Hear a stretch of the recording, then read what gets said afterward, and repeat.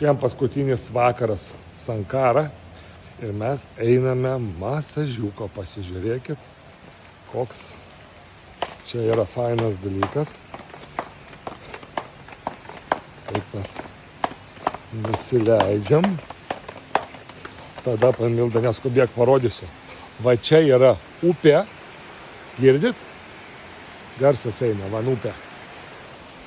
Viskas žalia, gražu. Ai, dar vienas yra nusileidimas.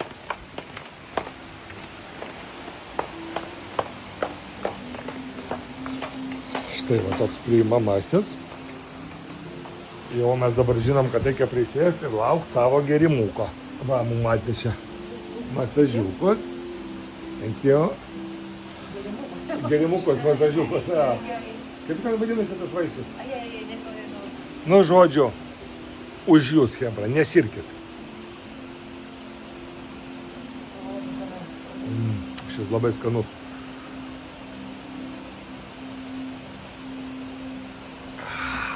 Taip atrodo mūsų kambariukas, kur vyksta masažas. Jis paruošta ir jis yra atviras. Vyksta smilkaliukai, smilksta, skaniai kvepia. Ir visą laiką girdėsi čiurlenimas ir gamtos garsai. O čia mes tada atsisėdam ir procedūra yra kojyčių plovimo.